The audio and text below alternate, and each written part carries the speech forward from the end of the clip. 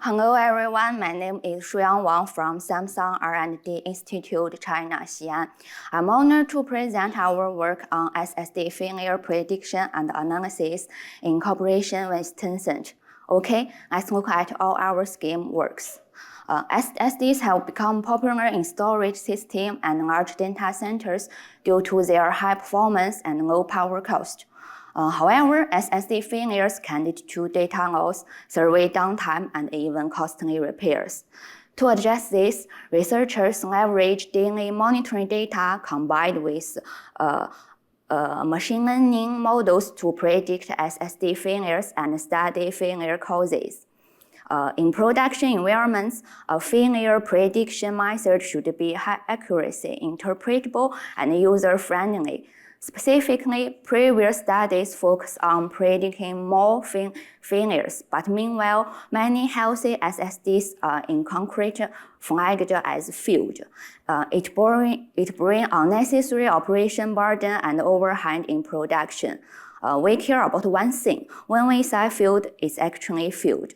For interpretability, most machine learning are black box models. They can't tell operators why this SSD failed, and therefore operators lack confidence and necessary information to take action. In production environment, the predict models should be streamlined and efficient with low deployment cost. The previous studies typically adopt 3 steps: data preprocessing, model building, and model interpretability-based analysis. First, SSD have much lower failure rate than HDD. So in training data, healthy samples outnumber failed ones by hundreds to 1. Data imbalance can significantly reduce model's accuracy. So we downsample the healthy samples in data preprocessing. Second, SSD monitoring data has a lot of attributes. To reduce noise, they select important attributes related to failures before model training, and they build a failure or healthy binary classification model for SSDs. When failure data are limited, we find traditional model random forest outperforms the deep learning models. Third, to find root causes of failed SSD. Some work provide some failure-related attributes. Some early work lists the failure-related attributes based on all failed data, but it can't tell us why this specific SSD failed. Later, we will introduce another method, sharp value and similar decision extraction. The first attempt about data balancing. We try to random downsample the healthy samples, or cluster the healthy SSDs first, then pick a few representative ones from each group to downsample health samples. Our experiments reveal a trade-off. As we use fewer healthy SSDs in training, the model correctly predicts more failed SSD. But misclassifies more healthy SSDs as failed ones. This isn't acceptable in production. Through analysis, we find this downsamples method overlook key health samples near classification boundaries. These samples are essential for model to learn the difference between healthy and failed samples. Without them, classification boundaries should be blurred, leading to more false alarms. A key lesson from this analysis is that samples near the classification boundary are critical for ensuring accuracy of classification models. The second attempt about model building. Based on our attempts and experience from previous work, as SSD data is tabular and there are limited failure samples, random forest outperforms deep learning models in SSD failure prediction. So we choose random forest as the base model. Next, we explore the effects of failure selection. We compare the performance of random forest with and without the advanced feature selection method. The results show that with feature selection, significantly reduce false alarms by removing noisy attributes. But it may also remove useful attributes, causing models to miss failures that random foreigns can find out. This is because some attributes may not be directly related to failures, but they can play a helpful role in failure prediction when combined with other attributes. So feature selection and attribute level is coarse-grained and may remove helpful attributes. Third attempts about model interpretability. Shape values show the importance of attributes in failure prediction, but attributes level analysis is coarse-grained and offers limited information. Random forest includes many decisions. Similar decision extraction method extracts frequent decisions from random forest, like band NAND block greater than 1 to find out SSD's abnormal attributes and values, which can offer more information about failure beyond only attributes.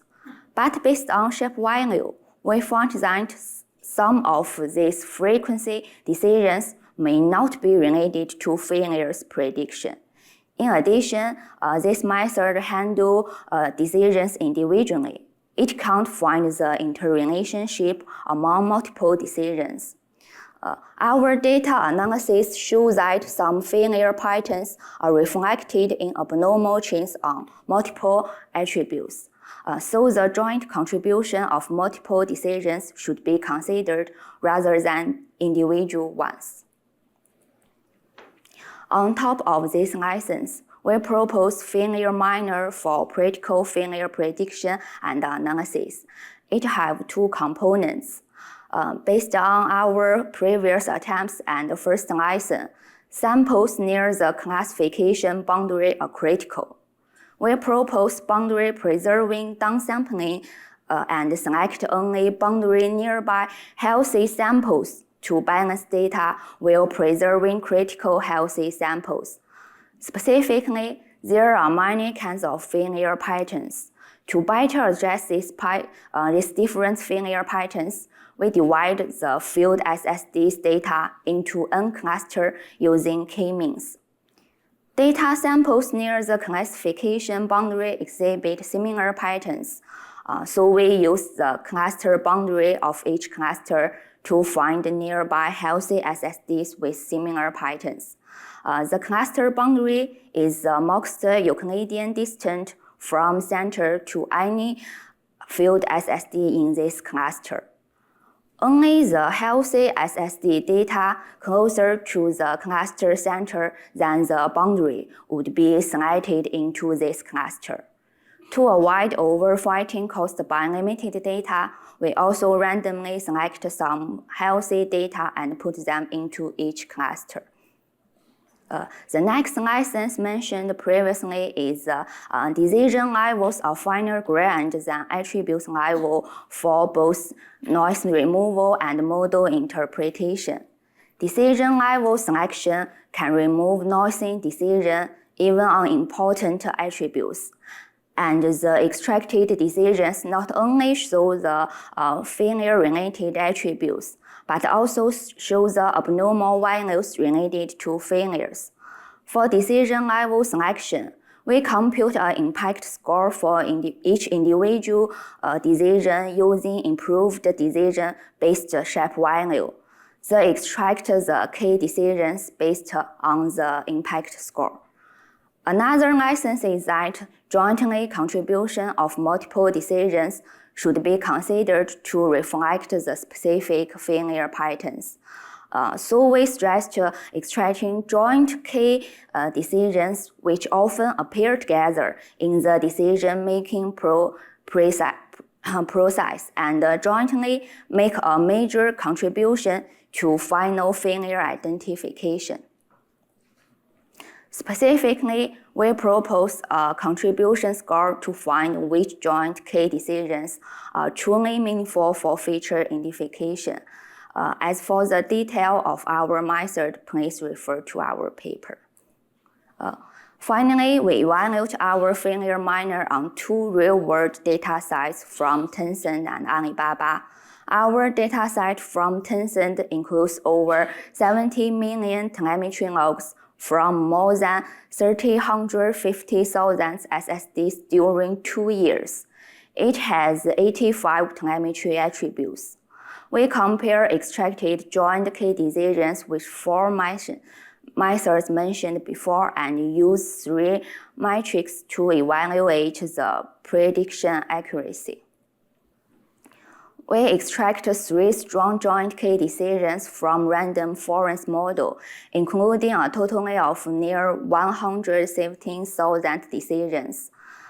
Our joint key decisions require minimal and highly streamlined, making them deployment-friendly and well-suited for online prediction. Based on experiment results on 2 datasets, our method outperforms the previous method and improves precision by 39% and recall by 81% on average on Tencent data. Meanwhile, the strict decision keeping high precision and recall on Alibaba Smart dataset. Based on the joint key decision, we summarized the 3 failure patterns about UECC, DRAM, and capacitor-related pattern. We studied the time distribution from joint key decision warning to their really failure report, and find 3 factors that impact SSD failure about PCIe error, band block, and end-to-end error. This failure rate of SSDs with these factors is significantly higher than that of other healthy SSDs without these factors. If you are interested in this part, you can read our paper for more detail. Finally, we conclude with our FailureMiner. First, it achieves high accuracy. Boundary-preserving downsample solve data imbalance. Joint key decision extraction reduces the noise based on decision level. Its precision is greater than 80%, and the joint key decision have been deployed in Tencent data centers to predict SSD failures online over 1 year. Second, it is interpretable. Joint key decisions align with human thinking by showing the attributes contribution and combination and abnormal values related with failures. Operators can easily understand the patterns and causes of attributes. Third, it is user-friendly. Operators do not need to have machine learning knowledge. It has the shortest predict time and can offer critical information such as how urgent a failure is. Thank you for listening. Does anyone have any questions?